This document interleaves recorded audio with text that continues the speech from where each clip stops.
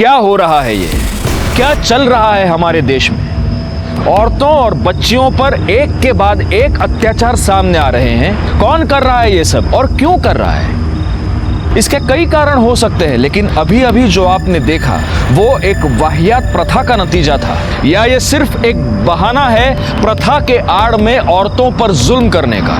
नमस्कार, मैं inspector Rajesh Yadav, crime branch. Thank you. 2 साल पहले जब मैं देवगढ़ में पोस्टेड था, तब देवगढ़ से 90 किलोमीटर दूर मोंड गांव में एक लड़की को जिंदा जला दिया गया था। दरअसल इस पूरी कहानी की शुरुआत इस वारदात से 3 महीने पहले हुई थी।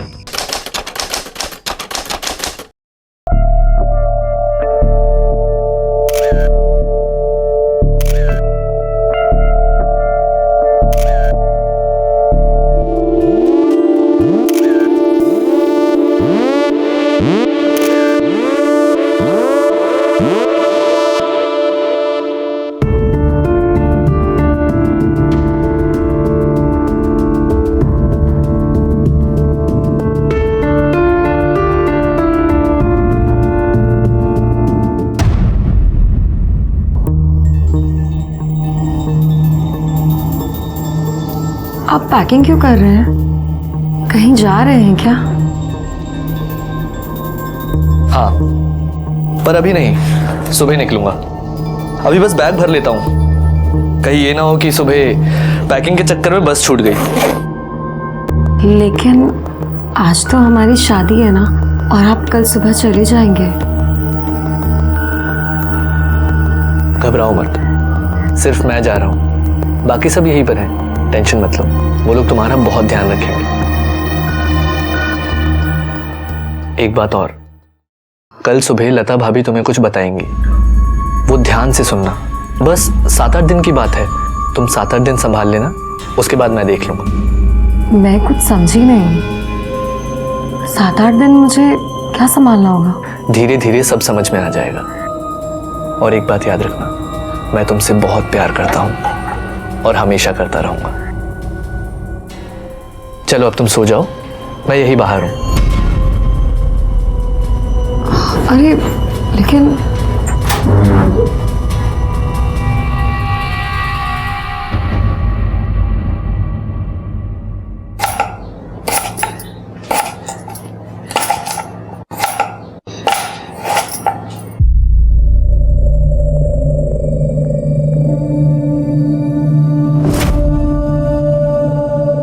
इकडे बघ, आंखें सूजी हुई है। लगता है नरेंद्र बाबू ने रात भर सोने नहीं दिया। वो तो सुबह सुबह पूना चले गए। ओह, इसलिए रात भर सोने नहीं दिया।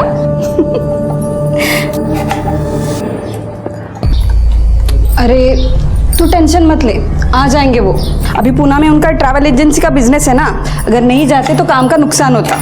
वही नहीं, हाँ, वो कुछ कह रहे थे कि 7-8 दिन मुझे संभालना होगा। 7-8 दिन मुझे क्या संभालना होगा? अरे कुछ नहीं है, मैं तुझे समझा दूंगी। 7-8 दिन काय करायचे ते, नको काळजी करू।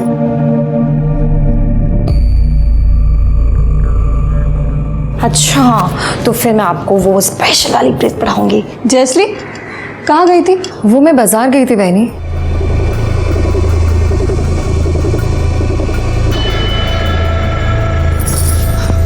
सुन, तेरा महीना कब से शुरू हो रहा है? हाँ, अरे मैंने पूछा तेरा महीना कब से शुरू हो रहा है? 1-2 दिन हुआ है, 2-3 दिन और बाकी है। मीना, तिला समजावून सांग। हो वहिनी। चल गा। बहनी, बहनी, ये क्या बोल रही थी समझाने के लिए? काही नहीं, अगली बार जब तेरा महीना आएगा ना, तो 16-17 दिन पहले मुझे बता देना, मैं तुझे सब समझा दूंगी। लेकिन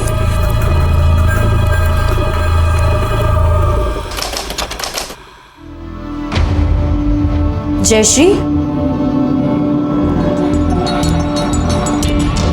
अब तूने लता वर्णी को कहा था कि तेरा महीना शुरू होने में 16-17 दिन बाकी हैं।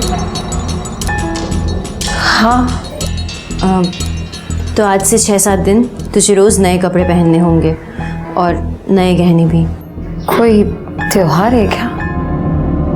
नहीं, कोई त्योहार तो नहीं, बस इस घर की प्रथा है। अगले 7-8 दिन संभाल लेना। आज से तेरा पहला दिन है, तो बस जल्दी से तैयार होकर बाहर आ जा, हम सब इंतज़ार कर रहे हैं।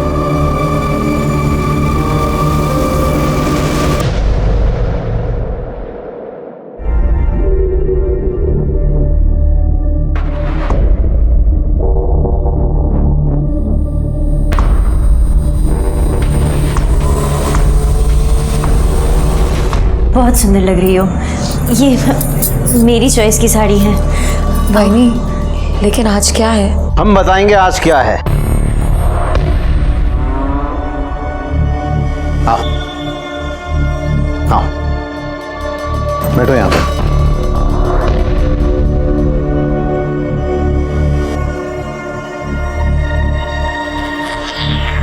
अब हम तुम्हें हमारे परिवार की प्रथा के बारे में बताने वाले हैं। ध्यान से सुनना, क्योंकि तुम्हें अब यह प्रथा निभानी है। हमारे परिवार में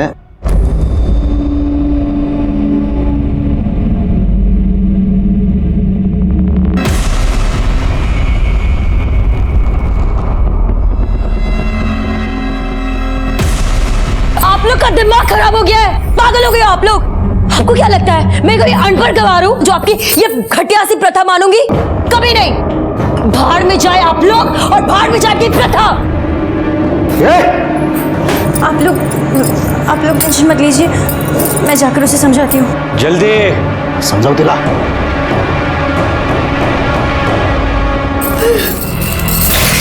इनको तो मैं चौका दिखा के रहूंगी।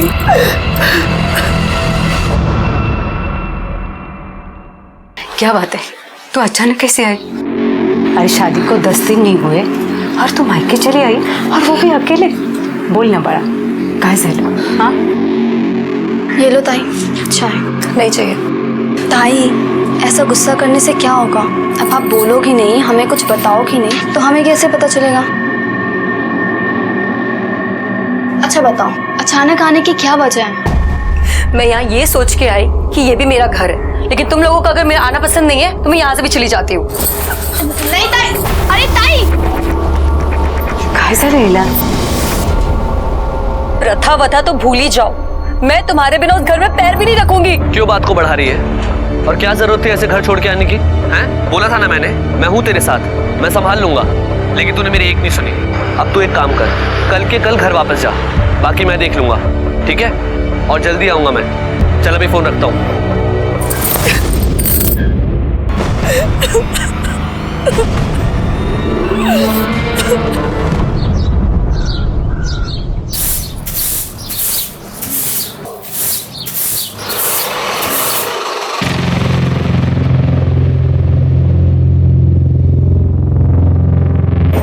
अहो दादा, अहो कोण आले बघा बघा।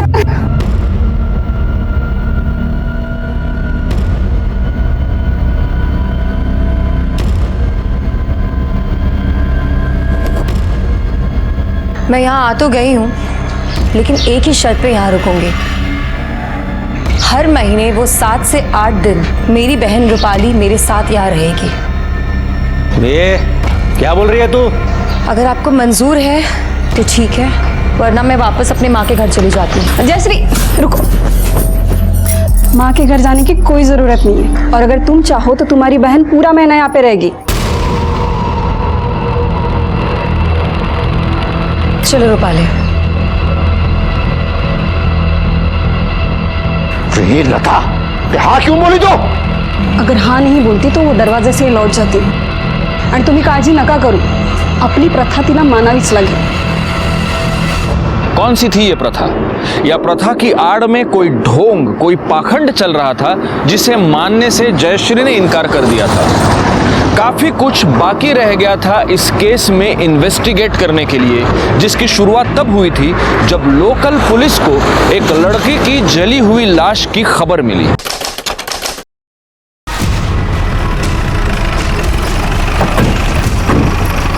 उधर है सर, लाश उधर है।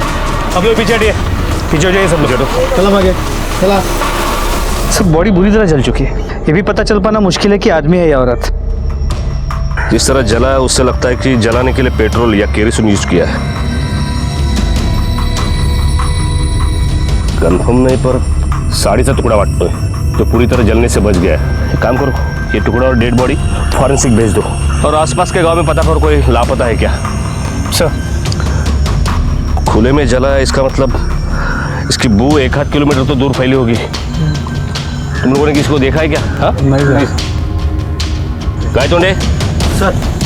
आजूबाजूला कोणाचं घर आहे का बघा। हो सर।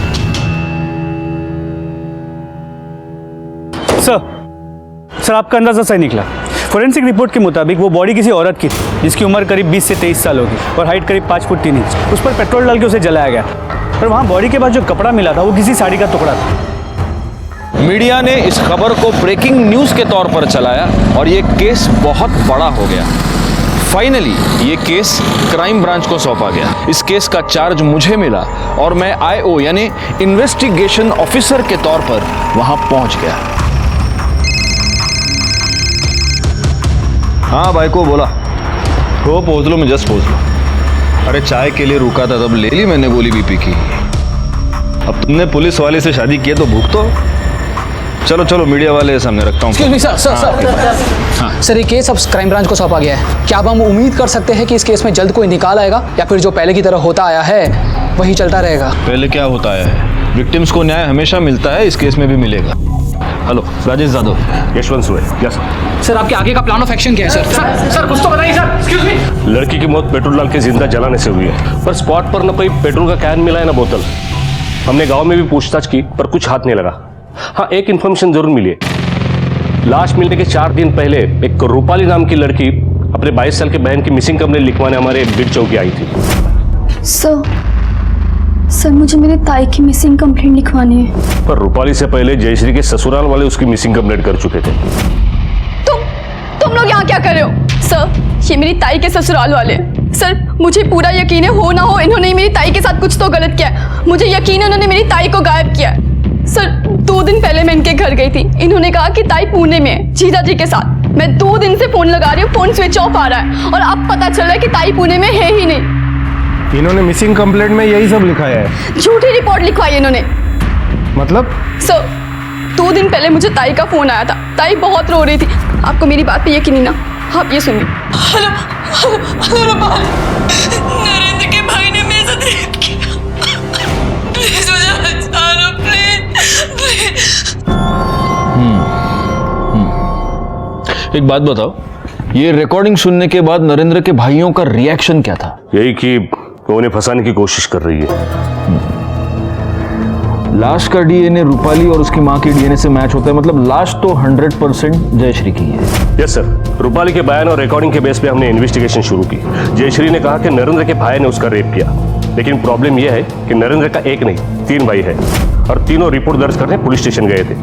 साठे जब उनके घर पूछताछ के लिए गया तो उसे पता चला कि नरेंद्र और विलास मिलिंद और मकरंद के सौतेले भाई है। नरेंद्र को छोड़ के वो तीनों ही घर पर थे। देखिए साहब, हम आपसे पहले भी कह चुके हैं कि हमें लगा जयश्री नरेंद्र के पास पूना गई है, पर जब नरेंद्र से बात हुई तो पता चला कि वो वहां भी नहीं है। जितना ढूंढना था हमने ढूंढ लिया, लेकिन नहीं मिली तो फिर हमने बीट चौकी में कंप्लेंट लिखाई। अब आप एक बार पूछोगे तो भी यही बताएंगे और 100 बार पूछोगे तो भी यही बताएंगे। जयश्री ने रूपाली को फोन पे बोला था कि नरेंद्र के भाई ने उसका रेप किया है, और नरेंद्र के भाई तो तुम तीनों। इस बारे में क्या कहोगे?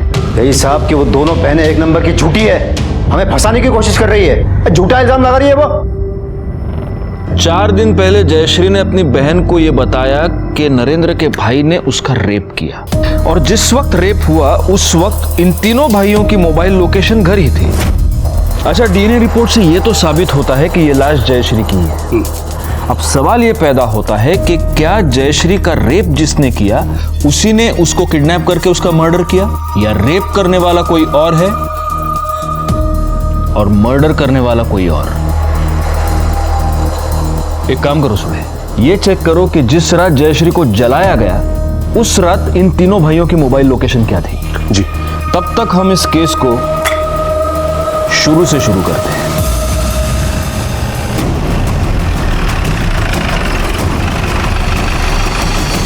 रूपाली, मैं जानता हूँ तुम अपनी बहन से बहुत प्यार करती थी। हम उसको वापस तो नहीं ला सकते, लेकिन उसे और तुम्हें न्याय दिलाने की पूरी कोशिश कर सकते हैं। लेकिन उसके लिए हमें सब शुरू से मालूम होना चाहिए।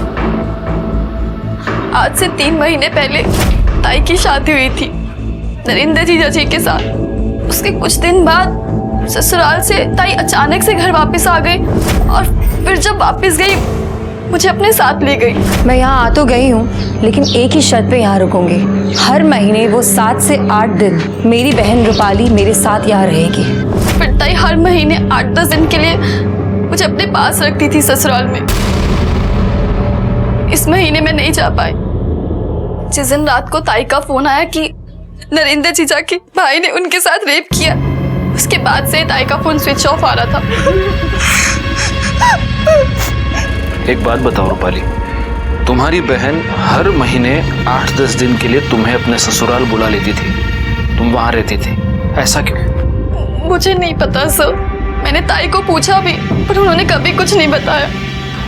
अच्छा, उन 8 दिनों में तुम्हें वहां किसी के बर्ताव में कुछ भी अजीब लगा, कोई अजीब हरकत?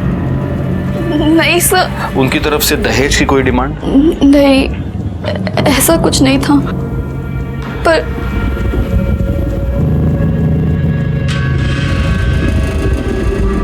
रूपाली, ऐसा कुछ भी है जो तुम मुझे बताना चाहती हो? नहीं सर, सब बता दिया मैंने आपको।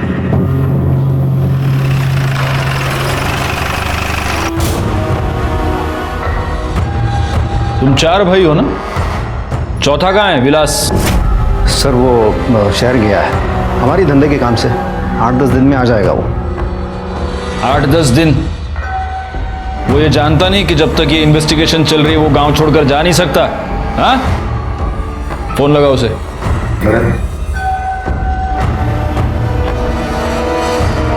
हेलो, स्पीकर पे।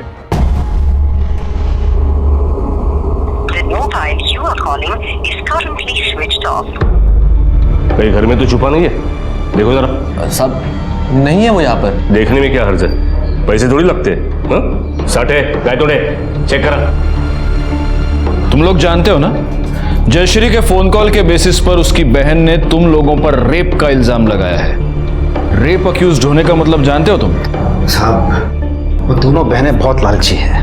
और रूपाली है ना, हमसे और पैसे निकालना चाहती है, और कुछ नहीं। और पैसे मतलब ये सर, वो माँ की बीमारी का बोल के हमसे पहले से 5 लाख रुपया ले चुकी है। अब पैसे की लत लग गई। आपको मुझ पर यकीन नहीं होता ना?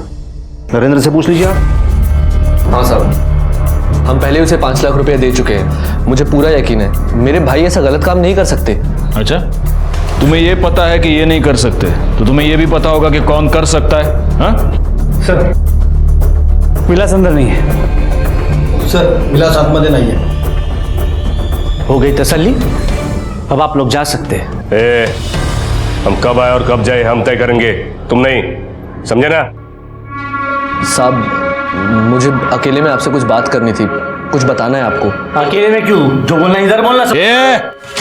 आवाज नीचे, वरना अगली बार तेरी आवाज निकलेगी नहीं, समझा? बोलो नरेंद्र, क्या बोलना है? यही साहब कि मेरे भाई निर्दोष हैं, उन्होंने कुछ नहीं किया। आपको यही मालूम करना है कि ये सब किसने किया है, तो जाके उस प्रोफेसर से पूछिए ना। प्रोफेसर कौन? जिसे जयश्री का चक्कर चल रहा था, उसका पुराना आशिक। तुम ये सब कैसे जानते हो? जयश्री ने खुद मुझे बताया था शादी से पहले कि उसका कॉलेज में किसी प्रोफेसर के साथ चक्कर चल रहा था। और चक्कर क्या साहब, सब कुछ चल रहा था। मेरे कॉलेज के प्रोफेसर सुशील नायक के साथ मेरा अफेयर था। हमारे बीच में सब कुछ हो गया था, केवल फेरे बचे थे। लेकिन अब ऐसा कुछ भी नहीं है, सब कुछ खत्म हो गया है। नया रिश्ता शुरू करने जा रही हूँ, इसलिए आपको अंधेरे में नहीं रखना चाहती हूँ। उस वक्त मुझे लगा कि कितनी अच्छी और ईमानदार लड़की है, चाहे तो छुपा सकती थी। इसी बात पे खुश हो कि मैंने उसे माफ कर दिया और शादी कर ली। लेकिन आज खुद इधर उधर मुंह मारती फिर रही थी और मेरे ही भाइयों पर बलात्कार का इल्जाम लगा रही थी। इस प्रोफेसर के बारे में और कुछ जानते हो? नहीं साहब, मैं तो बस इतना ही जानता हूँ। लेकिन हाँ, रूपाली जरूर जानती होगी कि उसकी ताई कहाँ कहाँ क्या क्या गुल खिला चुकी थी। ये नरेंद्र और उसके फैमिली की सारी बैंक डिटेल्स निकालो। सुबह मुझे लगता है ये दहेज का मामला है, क्योंकि जब मैंने दहेज के बारे में रूपाली से सवाल किया तो मुझे ऐसे लगा कि वो हमें कुछ बताना चाह रही है लेकिन बता नहीं पा रही है। पता करो। सर आपका अंदाजा सही था। 3 महीने पहले, मतलब नरेंद्र और जयश्री की शादी से पहले एक 5 लाख रुपए का ट्रांजैक्शन हुआ था। लेकिन सर ये मामला दहेज का नहीं बल्कि उल्टा है। मतलब? सर मतलब ये है कि ये पैसे जयश्री की फैमिली ने नहीं बल्कि नरेंद्र की फैमिली ने जयश्री की माँ के अकाउंट में ट्रांसफर किए थे, वो भी शादी से 15 दिन पहले। ये 5 लाख की बात इन्होंने हमें बताई तो थी, लेकिन साठे सोचने की बात यह है कि शादी से 15 दिन पहले इतनी बड़ी रकम क्यों ट्रांसफर हुई। चलो भले ही माँ की बीमारी का कारण हो, और सोचने वाली बात यह है कि इतना बड़ा घर है, इतने बड़े लोग हैं, इन्होंने ऐसे घर में रिश्ता जोड़ा ही क्यों जहां इतने पैसे देने पड़े। इन्हें तो कोई भी लड़की मिल सकती थी। सर एक बात और, इस विलास के कॉल रिकॉर्ड के मुताबिक उसका फोन उसके घर में ही स्विच ऑफ हुआ। शहर जाने वाला आदमी घर में फोन स्विच ऑफ करके शहर जाता है? नहीं, लेकिन सबसे पहले ये 5 लाख के सवाल का जवाब ढूंढना पड़ेगा।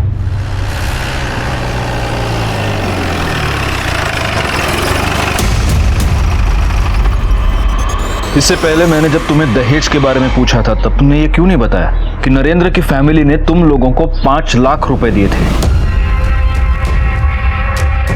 सर हमारी मजबूरी थी। आई बहुत बीमार रहती थी, उनके इलाज के लिए पैसों की ज़रूरत थी जो हमारे पास थे नहीं। नरेंद्र जीजा जी के फैमिली ने कहा कि वो ताई को खरीदना चाहते हैं उनसे शादी के लिए। 8 लाख देने की बात हुई थी, 5 लाख रुपए दिए, कहा बाकी 3 लाख रुपए बाद में देंगे। हमारे पास कोई चारा नहीं था, इसलिए ताई की शादी करवा दी।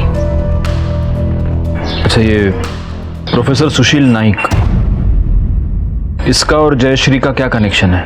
है नहीं सर, था। मेरी ताई उनसे बहुत प्यार करती थी, शादी करना चाहती थी, पर प्रोफेसर सर ने उनसे शादी करने के लिए मना कर दिया क्योंकि वो पहले से ही शादीशुदा थे। ताई दुखी रहने लगी, किसी से बात नहीं करती थी। भाई ने सोचा कि अगर उनकी शादी हो जाएगी तो वो खुश रहेंगे। ये प्रोफेसर कहाँ रहता है जानती हो? जी।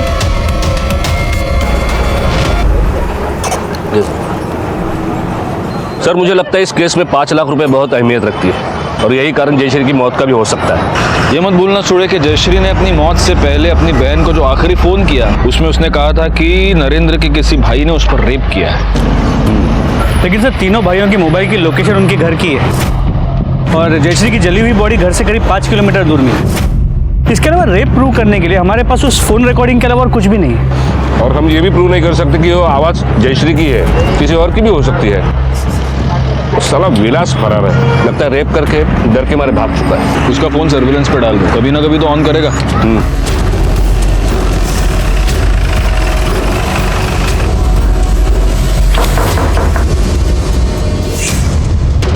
प्रोफेसर सुशील नाइक। मैं ही हूं, क्या हुआ? जयश्री शिंदे आपकी स्टूडेंट, उसके बारे में आपसे कुछ बात करनी।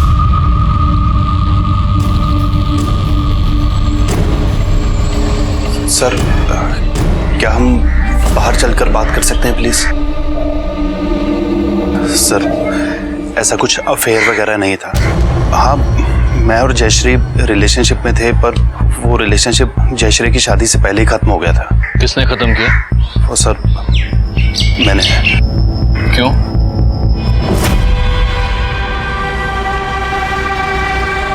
क्या हुआ? ऐसे मुंह क्यों फुला रखा? मुझे आपसे शादी करनी है। तुम्हें पता है मैं शादीशुदा हूं, मैं तुमसे शादी नहीं कर सकता।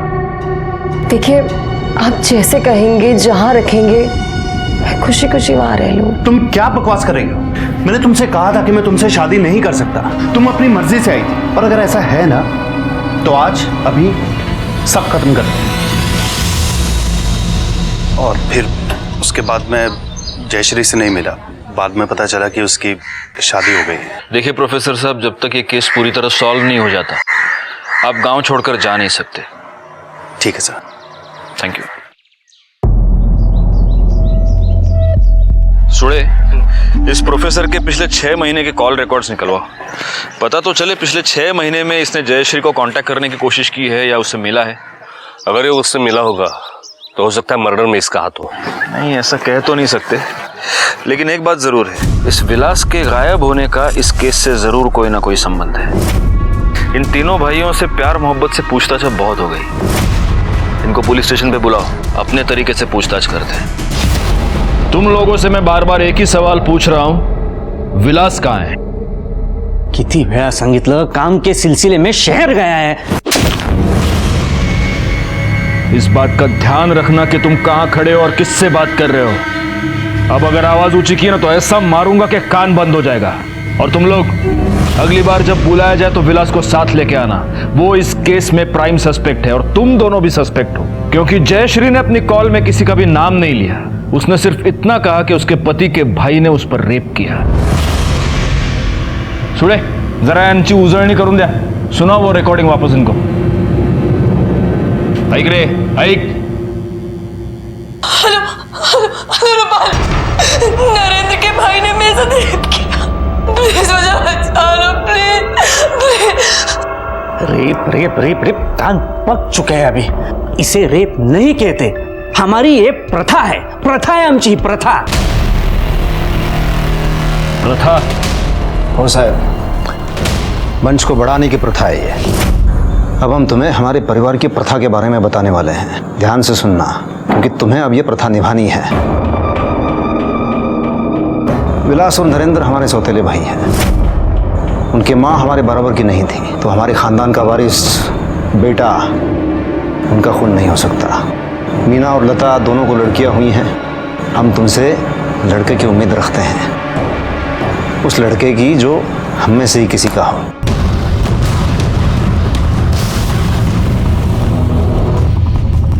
उसके बाद तुम और नरेंद्र जो चाहे पैदा कर सकते हो। आप लोग का दिमाग खराब हो गया है। भाड़ में जाए आप लोग और भाड़ में जाए आपकी प्रथा। जयश्री इस प्रथा के बारे में पहले से जानती थी। अगर आपको यकीन नहीं होता तो उसके पति से पूछ लो।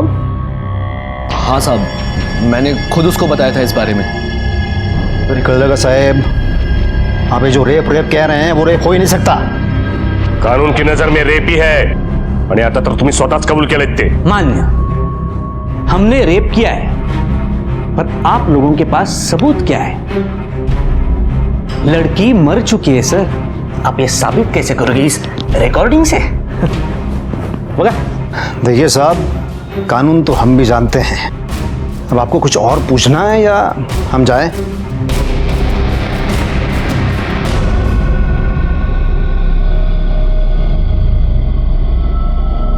सर, मिलिंद जिस तरह चिल्ला रहा था उससे तो लगता है कि इन तीनों ने ही जयश्री के साथ कुछ किया है। वो साला इतना चिल्ला पाया क्योंकि उसे पता है कि हम रेप प्रूव नहीं कर सकते। सर 2-3 तास आतमध्ये घेऊन तोडूया त्यांना, सगळं खरं बोलतील। लेकिन कोर्ट में प्रूव कैसे करोगे?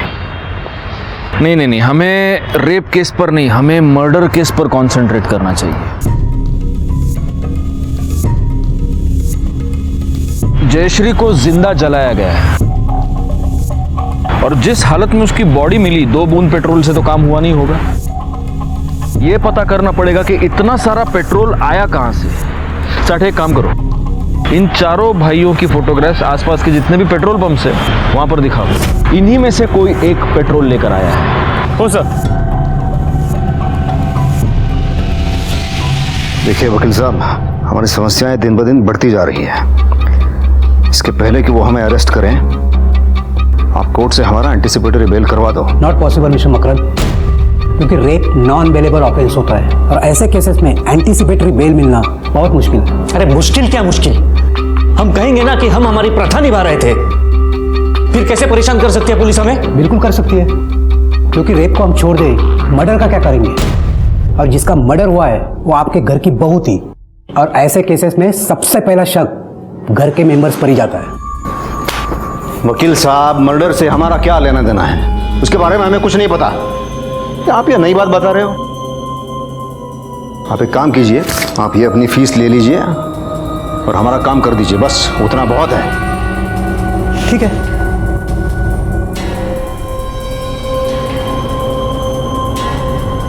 पुलिस को कोई कुछ नहीं कहेगा, उनको जो चाहे करने दो। पुलिस हम तक कभी पहुंच नहीं पाएगी। कर लगा।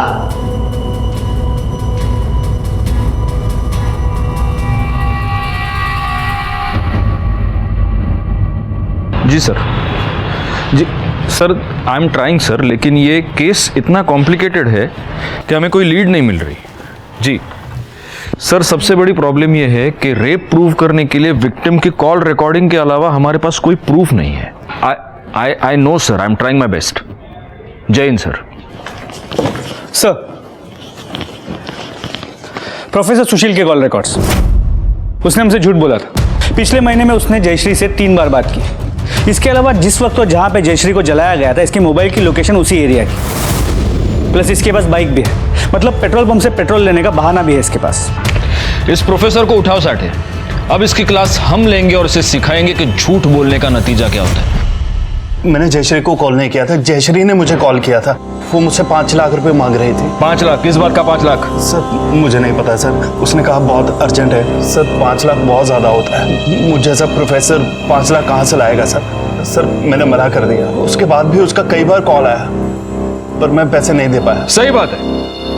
जयश्री तुझे ब्लैकमेल कर रही थी। उसने तुझे धमकी दी थी कि अगर तूने उसे 5 लाख रुपए नहीं दिए तो वो तुम दोनों के रिलेशनशिप के बारे में तेरी बीवी को बता देगी। तेरे पास 5 लाख रुपए थे नहीं और इसलिए तूने उसका मर्डर कर दिया।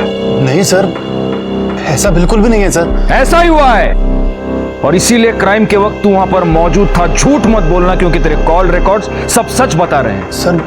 सर मैं वहां मैं जयश्री के बुलाने पर ही गया था। उसका कॉल आया था मुझे किसी पीसीओ नंबर से।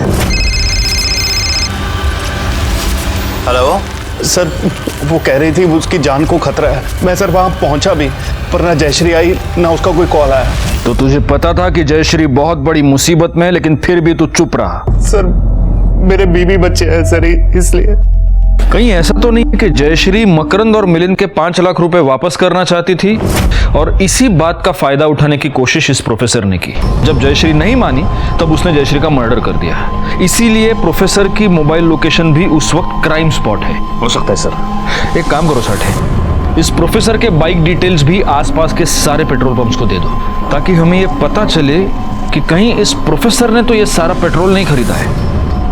सर, गांव के बाहर 2 पेट्रोल पंप है, जिसमें से एक ने मान लिया है जयश्री को जिस रात जलाया गया उस रात एक बाइक वाला उनके यहाँ से लूज पेट्रोल लेके गया था, लेकिन जिसने बेचा था वो वर्कर छुट्टी पर है। उसे ढूंढो और उसे फोटो दिखाओ। अगर वो फोटो पहचानता है तो हमने अपना केस सॉल्व कर लिया है। सर विलास का फोन सर्वेलेंस पे था और वो अभी स्विच ऑन हुआ है। वो कहीं नहीं गया, गांव में छुपा बैठा है। चलो साठे, विलास की अभी मोबाइल लोकेशन कहाँ है? सर फिलहाल तो उसके फोन की लोकेशन स्टैटिक है, यहाँ पे। वही छुपा होगा। चलिए सर, मारे गाड़ी का।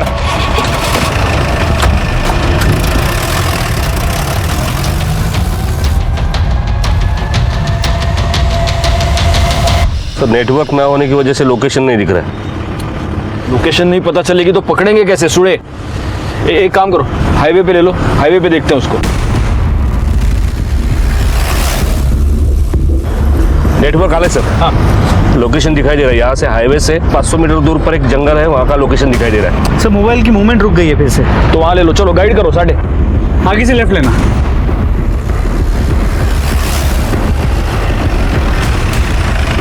सर लोकेशन यही का दिखा रहा है।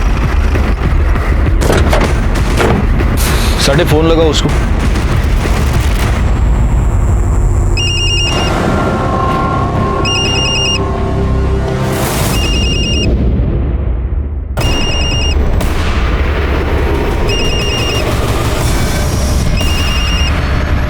फोन पॉकेट में ही है। बैठ दो। इसे हमें जिंदा पकड़ना था। मुझे लगता है जयश्री का रेप इसी ने किया था और पकड़े जाने के डर से सुसाइड कर लिया। लेकिन इसकी बॉडी ठंडी पड़ चुकी है और इसका फोन अभी 15 मिनट पहले तक हमको यहाँ घुमा रहा था। खून भी सूख चुका है। अगर इसको सुसाइड ही करना था तो यहाँ क्यों आया? जहाँ छुप कर बैठा था वहीं सुसाइड कर लेता। चीजें मैच नहीं हो रही। एक काम करो, ये चाकू फिंगरप्रिंट्स के लिए भेज दो और इसकी बॉडी पोस्टमार्टम के लिए भेज दो। इसका टाइम ऑफ डेथ पता चलना बहुत जरूरी है। सर फैमिली को इन्फॉर्म कर दे। हाँ, घर वालों को इन्फॉर्म कर दो। और पोस्टमार्टम के बाद इसकी बॉडी घर भेज दो, हम भी चलेंगे। जरा देखते तो हैं इसकी मौत का इसके भाइयों को कितना दुख हुआ है। शांत रहा मीना। साहब, ये मीना को तो अब भी यकीन नहीं हो रहा है विलास ऐसा कुछ कर सकता है। बहुत बुरा सदमा लगा है इसे। ए मीना, संभाल जरा अपने आप को। जिसे जाना था वो चला गया। लता समझो जरा तेरा संग। दादा, मुझे तो लगता है जब हम घर पर नहीं होंगे ना,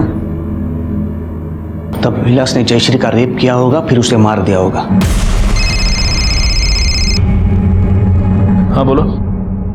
हाँ ठीक है, ठीक है, हम लोग पहुंचते हैं। ओके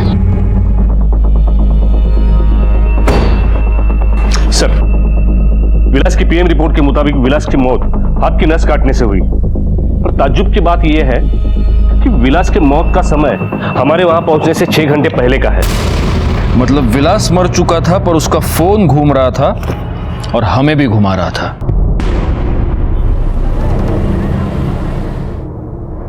सर मुझे लगता है कि या तो वो प्रोफेसर या तीनों भाइयों में से कोई है जो विलास का फोन यूज करके हमें गुमराह कर रहा था, क्योंकि वो जानता था कि जैसे ही फोन स्विच ऑन होगा उसके लोकेशन के बारे में पता चल जाएगा। फोन घर पे स्विच ऑफ हुआ और अचानक इतने दिनों बाद घर से जंगल तक पहुंच गया। इस मर्डर के पीछे उस प्रोफेसर से ज्यादा उन 3 भाइयों में से कोई है। नरेंद्र के पास तो मोटिव भी है। अगर उसे पता चला कि विलास ने उसके बीवी का रेप किया है तो उसे जिंदा नहीं छोड़ेगा। नहीं, लेकिन नरेंद्र इस प्रथा के बारे में पहले से ही जानता था, तो वो अपने सगे भाई को क्यों मारेगा? अच्छा, ये जयश्री ऐसी लड़की है जिसने इस वाहियात प्रथा को मानने से मना कर दिया। बाहर में जाए आप लोग और बाहर में जाए आपकी प्रथा। एक मिनट। यूरेका यूरेका, अगर ये इन लोगों की प्रथा है तो जयश्री से पहले विलास की बीवी मीना, वो भी तो इस प्रथा का शिकार रही होगी। ये याद रखिए कि अगर आज आप चुप रहेंगे तो कल आपकी बेटी के साथ भी वही होगा जो आपके साथ हुआ है। हमें प्लीज बताइए इस घर में एग्जैक्टली क्या हुआ है और कब से चल रहा है? जब से मैंने देखा है तब से एक घटिया प्रथा चली आ रही है। मेरे ससुर ने 2 शादियां की थी। मिलिंद और मकरंद उस ऊंची जात वाली माँ के बच्चे हैं। विलास और नरेंद्र की माँ बराबरी की जात की नहीं है, इसलिए भाई होने के बावजूद उन दोनों की इस घर में नौकरों वाली हालत है। जब मिलिंद और मकरंद अपनी बीवियों से बेटा पैदा नहीं कर पाए तो उन्होंने विलास और नरेंद्र को समझाया कि वो ऊंची जात की लड़कियों से शादी करें ताकि ये दोनों उनसे अपना बेटा पैदा कर सके और अपना वंश आगे बढ़ा सके। इसी वजह से उन्होंने पहले मुझे खरीदा, फिर विलास से मेरी शादी करवाई और फिर इन दोनों भाइयों ने मेरे साथ जबरदस्ती की।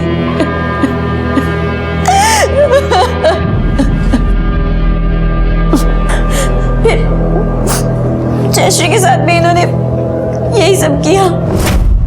लेकिन फिर इन्होंने जयश्री को मारा क्यों? पता नहीं, पर जिस दिन उन लोगों ने जयश्री के साथ जबरदस्ती की वो उसी दिन समझ गए थे कि वो चुप बैठने वाली नहीं है, इसलिए वो दोनों उसे कहीं बाहर ले जाने वाले थे। नरेंद्र के भाई ने मेरे साथ रेप किया। प्लीज मुझे बचा लो प्लीज। तू टेंशन मत ले, कुछ नहीं होगा। एक तो बात अपने तक आएगी नहीं, और अगर आ भी गई ना, मैं विलास पे डाल दूंगा। जब आप लोगों ने ज्यादा पूछताछ की तो मैंने ही विलास से कहा कि जाकर कहीं छुप जाए, वरना उसके भाई उसे ही झूठे केस में फंसा देंगे। तो उसने मेरी बात मानी और वो गांव में ही कहीं जाकर छुप गए। फिर ये बात उनको कैसे पता चली? मतलब ब्लैकमेल करूं, मैंने उन्हें सब बता दिया। मतलब माजी चुका है, पर मैं क्या करूं सर, मेरी बेटी की जिंदगी का सवाल था। क्या आप बता सकती हैं वो जयश्री को कहाँ ले गए? वो तो नहीं पता, लेकिन 2 दिन बाद वो दोनों रात को नशे में धुत घर आए और उनके हाथ में एक पेट्रोल की खाली कैन थी। मीना ताई, वो कैन अब कहाँ है? घर के पीछे जो कचरा पड़ा रहता है वहीं पर है।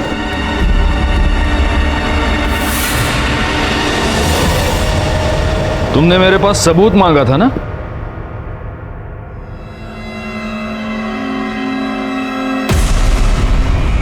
ये है सबूत। ये वो कैन है जिसमें जयश्री को जलाने के लिए पेट्रोल भरा गया था। इस कैन पर तुम दोनों के उंगलियों के निशान हैं। जिस पेट्रोल पंप से तुमने ये कैन भरा, वहां काम करने वाले बंदे ने तुमको पहचान लिया है। और ये पेट्रोल खरीदने के लिए तुमने जो क्रेडिट कार्ड इस्तेमाल किया, उसके डिटेल्स हमारे पास है। अब 1 बाय 1 सब कुछ बता दो। बता दो कि जयश्री को कैसे मारा, उसके बाद विलास को कैसे मारा। बताओ। नहीं बताओगे? गायतोंडे! सर,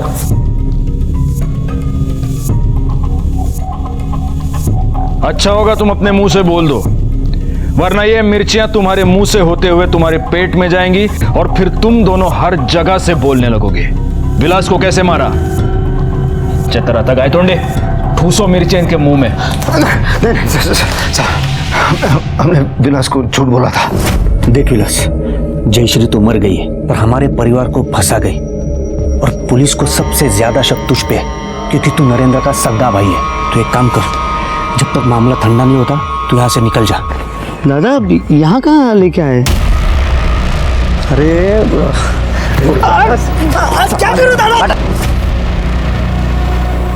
और फिर हमें गुमराह करने के लिए उसका मोबाइल ऑन किया और उसके छुपने की जगह से मौत की जगह तक ले गए। जी साहब। अब जयश्री, उस बेचारी को क्यों मारा? हमने मारा क्योंकि हमारे साथ धोखा हुआ था। धोखा मतलब? तुम्हें क्या लगता है तुम ये प्रथा के नाम पे जो घिनौनी हरकत कर रहे हो, ये सब करने से तुम्हें तुम्हारी ऊंची जाति का वारिस मिल जाएगा?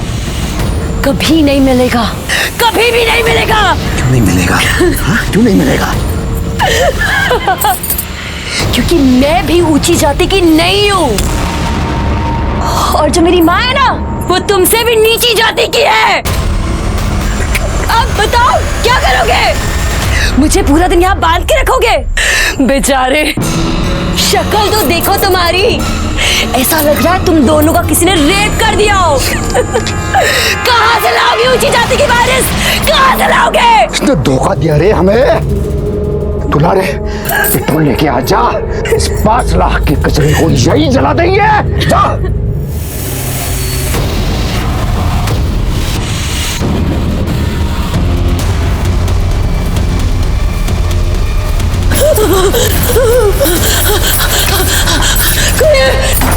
कोई है?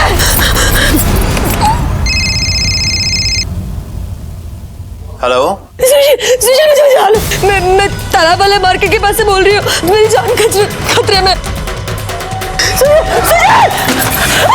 हेलो,